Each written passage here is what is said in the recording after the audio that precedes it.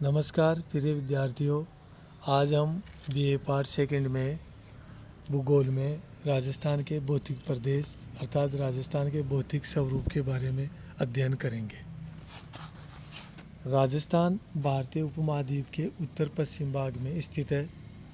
राजस्थान का क्षेत्रीय विस्तार अधिक होने के कारण स्वाभाविक रूप से यहाँ अत्यधिक भौतिक स्वरूपगत जटिलताएं व विविधताएं पाई जाती हैं।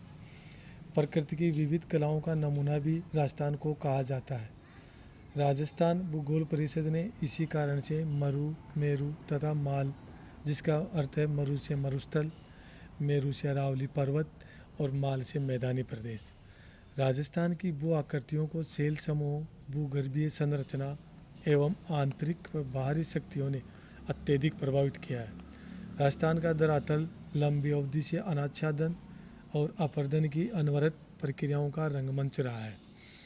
राजस्थान को भौतिक स्वरूप के आधार पर मुख्य रूप से 4 भागों में विभाजित किया जाता है। पहला है पश्चिमी मरुस्थलीय प्रदेश। इसे भी पुनः 2 भागों में विभाजित किया गया है।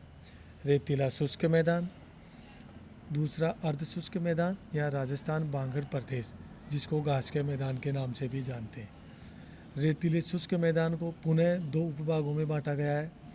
बालुका स्तूप युक्त प्रदेश या रेतीला मरुस्थल और बालुका स्तूप मुक्त प्रदेश या पथरीला मरुस्थल।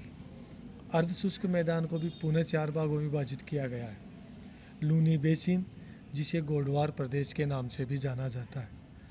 आंतरिक जल प्रवाह का प्रदेश, जिसे शेखावाटी प्रदेश भी कहते हैं। नागौर उच्चभूमि प्रदेश और चौथा है घग्गर प्रदेश। राजस्थान का दूसरा भौतिक प्रदेश है अरावली श्रेणी और पहाड़ी प्रदेश। इसे भी पुनः 4 भागों में विभाजित किया गया है। उत्तरी पूर्वी अरावली प्रदेश, जिसे अलवर खंड भी कहते हैं। मध्यवर्ती अरावली प्रदेश, जिसे जयपुर खंड के नाम से भी जाना जाता है। मेवाड़ पहाड़ियाँ और बोराट का पठार, जिसे उदयपुर खंड के नाम से जाना जाता है। दक्षिण अरावली प्रदेश या आबू खंड। तीसरा भौतिक प्रदेश है मैदानी प्रदेश। इसे भी पुनः नदियों के नाम के आधार पर 3 भागों में विभाजित किया गया है। चंबल बेसिन, बनास बेसिन, मध्यमाई बेसिन या छप्पन का मैदान। चौथा भौतिक प्रदेश है दक्षिण पूर्वी पठारी प्रदेश या हाड़ौती का पठार। इसे भी पुनः 2 भागों में विभाजित किया गया है। विंध्यन भूमि, दक्कन लावा भूमि। राजस्थान के इन भौतिक प्रदेशों में सबसे ज़्यादा विस्तार पश्चिमी मरुस्थलीय प्रदेश का है, जो राजस्थान के कुल क्षेत्रफल के 61.11% भूभाग पर फैला हुआ है, जहां राज्य की कुल जनसंख्या की 40% जनसंख्या निवास करती है। दूसरा अरावली श्रेणी, जो राज्य के कुल भौगोलिक क्षेत्र के 9.3% भूभाग पर फैला हुआ है, लेकिन यहाँ राज्य की कुल जनसंख्या की 10% जनसंख्या निवास करती है। पूर्वी मैदानी प्रदेश कुल भौगोलिक प्रदेश के 23.3% भाग पर फैला हुआ है, लेकिन यहाँ राज्य की कुल जनसंख्या की 39% जनसंख्या निवास करती है। दक्षिण पूर्वी पठारी प्रदेश राज्य के 6.29% भूभाग पर फैला हुआ है और जनसंख्या राज्य की कुल जनसंख्या की 11% निवास करती है। पश्चिमी मरुस्थलीय प्रदेश भारत में स्थित मरुस्थल के कुल भूभाग का 62% भूभाग राजस्थान में है। यह मरु प्रदेश अरावली पर्वतमाला के उत्तर पश्चिमी व पश्चिमी भूभाग पर फैला हुआ है। भूगर्भ शास्त्रियों के अनुसार इस मरु प्रदेश में इयोसीन व प्लीस्टोसीन काल में तैथिस सागर का विस्तार था, जिसके अवशेष विभिन्न शैल समूहों में मिलते हैं। इसे थार मरुस्थल या स्थानीय भाषा में थली के नाम से भी जाना जाता है, जो ग्रेट पोलियो आर्कटिक अफ्रीकी मरुस्थल का पूर्वी भाग माना जाता है।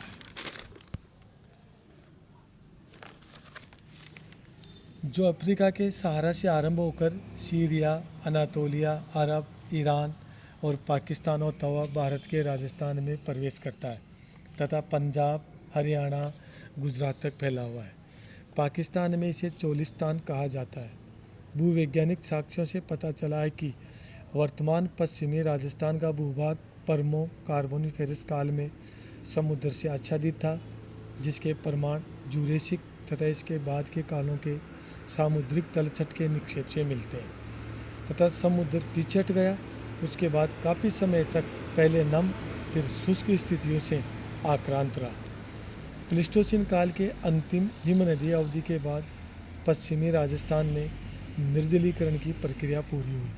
सतत तथा लंबी शुष्कता के कारण इस क्षेत्र में भारी मात्रा में रेत का निर्माण हुआ। ईसा पूर्व 4000 से 1000 वर्ष के मध्य इस क्षेत्र में पूर्ण मरुस्थलीय दशाओं का विकास हो गया। यहाँ विद्यमान खारे पानी की झीलों को समुद्रों का अवशेष माना जाता है। प्रसिद्ध विद्वान सर सिरिल फॉक्स के अनुसार मरुस्थल का दक्षिण पश्चिमी एवं सिंध का निचली घाटी वाला भाग ऊपर टर्सरी युग तक समुद्र के नीचे रहा था। इस रेगिस्तानी प्रदेश का विस्तार 640 किलोमीटर की लंबाई में पूर्व से पश्चिम की ओर और 300 किलोमीटर की चौड़ाई में फैला हुआ है। राजस्थान में इसका विस्तार अरावली पर्वतमाला के पश्चिम में है। इसकी ऊंचाई उत्तर पूर्वी भाग में 300 मीटर से लेकर दक्षिण की ओर 150 मीटर है। इसका कुल क्षेत्रफल 1,75,000 वर्ग किलोमीटर है, जो राज्य के कुल क्षेत्र का 61.11% और कुल जनसंख्या का 40% भाग इसी क्षेत्र में निवास करता है। इस भाग में 50 सेंटीमीटर की से भी कम वर्षा होती है। ये मरुस्थल विश्व का सर्वाधिक आबादी वाला मरुस्थल है, परंतु राज्य की सबसे विरल जनसंख्या इसी क्षेत्र में पाई जाती है, जहाँ 15 से 20 किलोमीटर के अंतराल पर गांव या ढाणियाँ पाई जाती है। यही नहीं, अन्य मरुस्थलीय की तुलना में सबसे अधिक जैव विविधता भी इसी में पाई जाती है। इसकी पूर्वी सीमा महान भारतीय जलविभाजक द्वारा और अरावली के सहारे 50 सेमी समवर्षा रेखा द्वारा निर्धारित होती है। पश्चिमी सीमा भारत पाकिस्तान के अंतर्राष्ट्रीय सीमा या रेड क्लिफ रेखा बनाती है। इसकी उत्तरी सीमा पंजाब प्रांत और दक्षिणी सीमा गुजरात से मिलती है। प्रशासनिक दृष्टि से इस प्रदेश में राज्य के श्रीगंगानगर, हनुमानगढ़, बीकानेर, चूरू, झुंझुनू, सीकर, नागौर, जोधपुर, जैसलमेर, बाड़मेर, पाली और जालौर जिले आते हैं। राष्ट्रीय कृषि आयोग ने इन 12 जिलों को रेगिस्तानी घोषित किया है। न्यून वर्षा, उच्च तापमान व वाष्पीकरण के कारण यह प्रदेश रेतीला व बंजर है। इस प्रदेश में कहीं कहीं छोटी छोटी पहाड़ियाँ व चट्टानी सतह भी पाई जाती है, जैसे नागौर, कुचामन, सीकर, बाड़मेर, जैसलमेर, जालौर और सिरोही की पहाड़ियाँ। प्रदेश की औसत ऊंचाई 200 से 300 मीटर है। पश्चिमी मरुस्थलीय प्रदेश को पुनः 2 भागों में विभाजित किया गया है। पहला है रेतीला शुष्क मैदान। यह मरुस्थलीय प्रदेश भारत का एक अद्वितीय भौतिक प्रदेश है। इसकी धरातलीय सतह का बहुत बड़ा भाग बालू से ढका हुआ है। रेत के बहुत ऊंचे और विविध आकृतियों वाले स्तूप तथा बालू की दीर्घाकार भयावह कटकों में बीच बीच में जहाँ नग्न पहाड़ियों वाले भूभाग की भौतिक विशेषताओं में अंतर पाया जाता है। प्राकृतिक रूप से इस पश्चिमी भाग को थार का रेगिस्तान भी कहते हैं। यह राज्य की 25 सेमी समवर्षा रेखा के पश्चिम में स्थित है। यह राजस्थान में समुद्र तल से सबसे कम औसत ऊंचाई लगभग 150 मीटर वाला भूभाग है। इसे पुनः 2 भागों में विभाजित किया गया है। बालू का स्तूप युक्त प्रदेश या रेतीला मरुस्थल और बालू का स्तूप मुक्त प्रदेश या पथरीला मरुस्थल। बालू का स्तूप युक्त प्रदेश या रेतीला मरुस्थल। राजस्थान मरुस्थलीय प्रदेश का सुदूर पश्चिमी भाग बालू का स्तूपों से आवृत है। इस प्रदेश में बालू का स्तूप एक विशिष्ट भू आकृतिक लक्षण है, जो संपूर्ण मरुस्थल के लगभग 80% भूभाग पर फैले हुए हैं। यह भूभाग पाकिस्तान सीमा के सहारे पंजाब से कच्छ की खाड़ी तक फैला हुआ है। इस क्षेत्र को महान भारतीय मरुस्थल भी कहते हैं, जो बीकानेर, जैसलमेर, बाड़मेर, जोधपुर व चूरू के पश्चिमी भाग में विस्तृत है। यहाँ विविध प्रकार के बालू का स्तूप पाए जाते हैं, जैसे पवन अनुवर्ती बालू का स्तूप, जिसे अनुदैर्ध्य भी कहते हैं, बरखान या अर्धचंद्राकार बालू का स्तूप, अनुप्रस्थ बालू का स्तूप या तारा बालू का स्तूप। पवन अनुवर्ती बालू का स्तूप या रेखीय बालू का स्तूप में लंबी दूरी वायु की दिशा के समानांतर होती है। प्राय प्रचलित हवाएं उत्तर पूर्व से दक्षिण पश्चिम की ओर चलती है। शीप इनका एक विशिष्ट प्रकार है। पवनानुवर्ती बालू का स्तूप मैदानी भाग के पश्चिमी और दक्षिणी भाग में मिलते हैं। बरखान या अर्धचंद्राकार बालू का स्तूप, इनका नतोदर पार्श्व आंतरिक क्षेत्र में वायु के सामने रहता है। मध्य भाग की ऊंचाई अधिकतम होती है। आकार में इनकी ऊंचाई 10 से 20 मीटर और चौड़ाई 100 से 200 मीटर होती है। बरखान प्रकार के बालू का स्तूप जैसलमेर व बाड़मेर में, जहाँ मरुस्थल अधिक शुष्क है, वहाँ अधिक पाए जाते हैं। अनुप्रस्थ बालू का स्तूप, पवन की दिशा के समकोण पर इस प्रकार के बालू का स्तूप बनते हैं। प्राय ऐसे स्तूप गहरे बालू के क्षेत्रों में मंद किंतु एक दिशा में दीर्घकाल तक हवाई संचार द्वारा निर्मित होते हैं।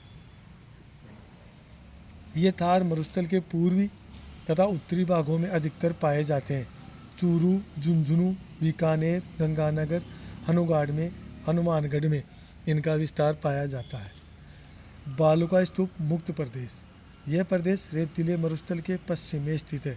यहाँ बालू का स्तूपों का पूर्णतः अभाव मिलता है। यह संपूर्ण मरुस्थल के 20% भाग पर विस्तृत है। इस प्रदेश की अन्य प्रमुख भू आकृति उच्च चट्टानी संरचना का मैदानी भाग है, जो पोखरण, जैसलमेर और रामगढ़ में पाए जाते हैं।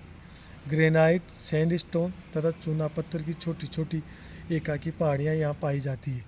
इसका विस्तार जैसलमेर के चारों ओर पोखरण क्षेत्र परतदार चट्टानों से ढका हुआ है, जिनमें बालू का स्तूप, बलुआ पत्थर, चूना पत्थर चट्टानों से आवर्त पाई जाती है।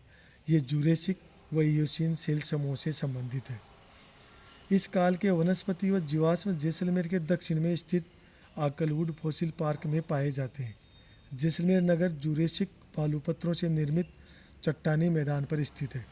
यहाँ पीला बलुआ पत्थर निकलता है, जिससे यहाँ का प्राचीन दुर्ग बना हुआ है। बीकानेर के उत्तर व फलोदी में भी बलुआ पत्थर दरारतीली सतह पर ही पाया जाता है। इस प्रदेश के अवसादी सेल समूह में भूमिगत जल का अच्छा भंडार पाया जाता है। लाठी सीरीज इसका उदाहरण है। इसी प्रकार टर्सरी कालीन चट्टानों में तेल व गैस के भंडार भी पाए जाते हैं। यह जैसलमेर में पोखरण से मौनगढ़ तक फैली हुई है।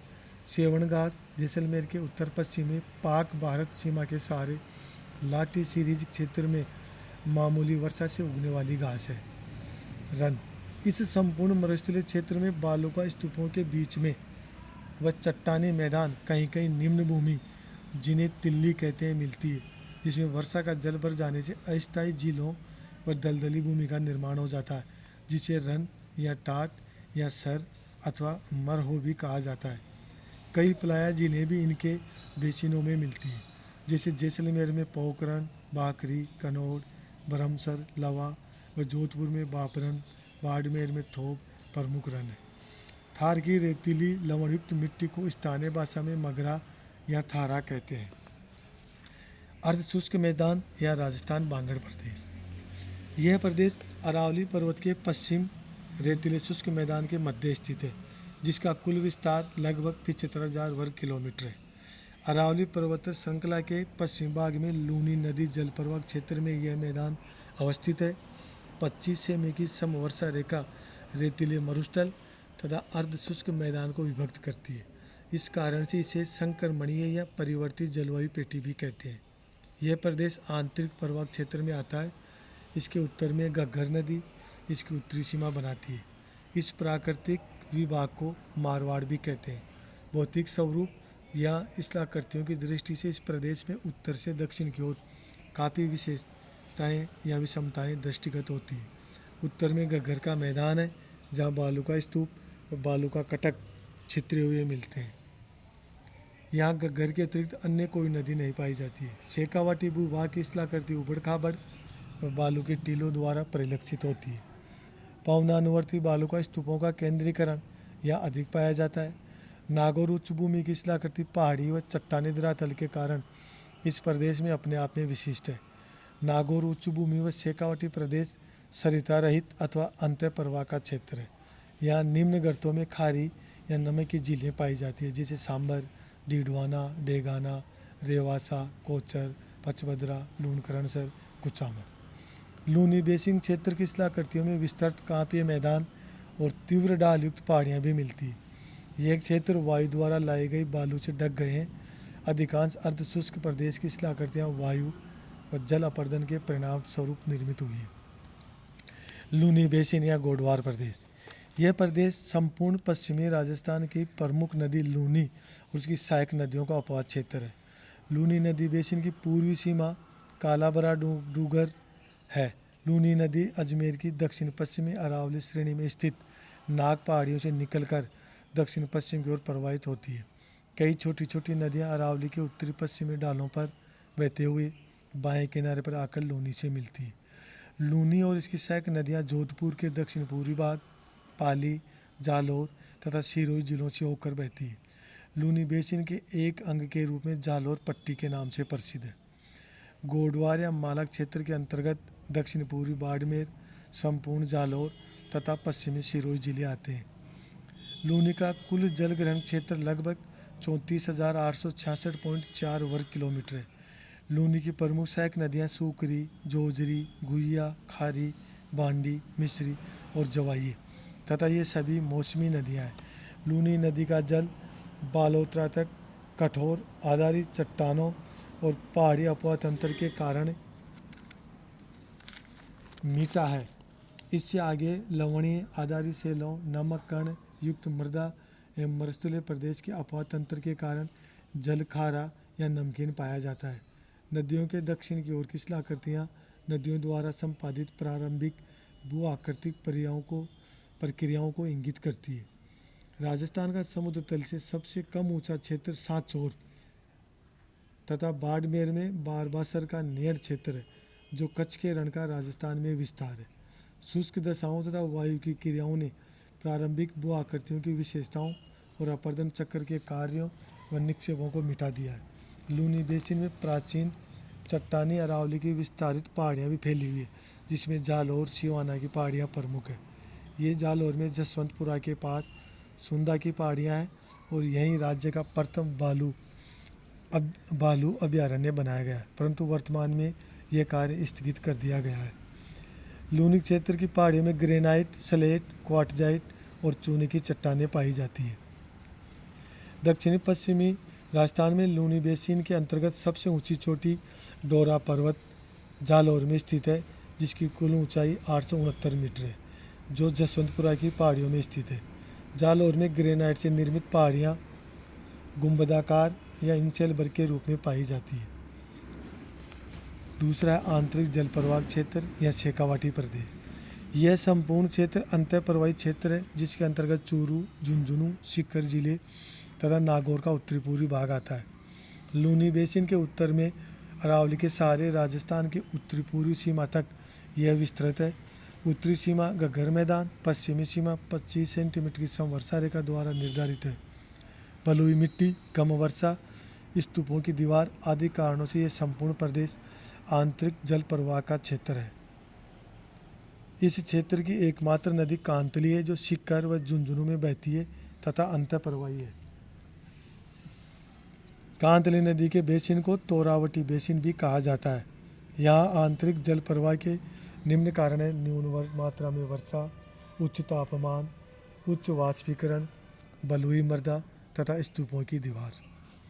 इस क्षेत्र में जल प्राप्ति के लिए कच्चे व पक्के कुओं का निर्माण किया जाता है, जिन्हें स्थानीय भाषा में जोहड़ या नाड़ा कहते हैं। तीसरा है नागौर उच्च भूमि। यह अर्धशुष्क मरुस्थल का मध्यवर्ती क्षेत्र है। यह लूनी बेसिन के उत्तर में समुद्र तल से 300 से 500 मीटर ऊंचाई पर स्थित है। इसकी उत्तरी सीमा शेखावाटी का अंतःप्रवाही मैदान है। इसी क्षेत्र का विस्तार नागौर जिले में है। यहाँ प्राय बालू का स्तूपों का अभाव पाया जाता है। यह प्रदेश अपनी विषम शिलाकृति, अंतर्वर्ती जल प्रवाह क्रम, नमकीन झीलों, प्राचीन चट्टानों व पहाड़ी धरातल के कारण विशिष्ट स्थान रखता है। यहाँ की लवणीय मृदा है, जिसमें सोडियम क्लोराइड, सोडियम सल्फेट पाया जाता है। इसके अलावा अनेक छोटी मोटी मौसमी नदियाँ वर्षा के दौरान अपने अपवाह क्षेत्र से पानी के साथ नमक के कण घोलकर इन झीलों में ले आती है। इस प्रकार पूर्व में स्वच्छ पानी की झीलें परिवर्तित होकर नमकीन झीलों में बदल गई है। इसीलिए पश्चिमी राजस्थान में खारे पानी की झीलें पाई जाती है। चौथा है घग्गर का मैदान। इस मैदान का निर्माण घग्गर, सतलज, वैदिक सरस्वती, चौतांग आदि नदियों द्वारा लाई गई जलोढ़ मिट्टी द्वारा हुआ है। ये सभी नदियाँ हिमालय से निकलकर इस प्रदेश में क्वाटरनरी कल्प में प्रवाहित होती थी। कालांतर में जलवायु परिवर्तन के कारण यह भाग शुष्क जलवायु में बदल गया और नदियाँ लुप्त प्राय हो गई। इसका विस्तार गंगानगर, हनुमानगढ़ जिलों में मिलता है। यहाँ प्राचीन काल में घग्गर नदी हिमालय से निकलकर इस प्रदेश में बहती थी, जो धीरे धीरे लुप्त हो गई है।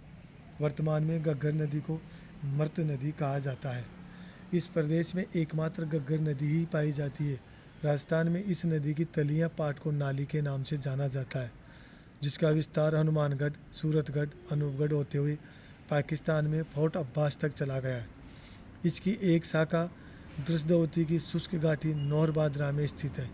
आज की घग्गर नदी ही वैदिक काल की सरस्वती नदी है, जो अपने प्राचीन पेटे में ही बहती है। मरुस्थलीय प्रदेश का महत्व है। इस क्षेत्र में पेट्रोलियम प्राकृतिक गैस के भंडार पाए जाते हैं। लिग्नाइट कोयले के जमाव है। अपरंपरागत ऊर्जा स्रोत जैसे पवन ऊर्जा, सौर ऊर्जा की सर्वाधिक क्षमता इसी क्षेत्र में पाई जाती है। इमारती पत्थर बड़ी मात्रा में पाए जाते हैं। खारी झीलों से लवण व नमक प्राप्त होता है। जैव विविधता का अनूठा उदाहरण, राष्ट्रीय मरुद्यान में विभिन्न व कई विचित्र प्रजाति के जीव पाए जाते हैं। यह प्रदेश पशुपालन, ऊन व्यवसाय के लिए भी प्रसिद्ध है। सिंचाई की सुविधा प्राप्त होने पर यह उपजाऊ मैदान में बदल रहा है। जहाँ जहाँ इंदिरा गांधी नहर का पानी पहुँच रहा है, वहाँ फसल उत्पादन किया जा रहा है। सामरिक दृष्टि से महत्वपूर्ण है, पर्यटकों को आकर्षित करता है। धन्यवाद।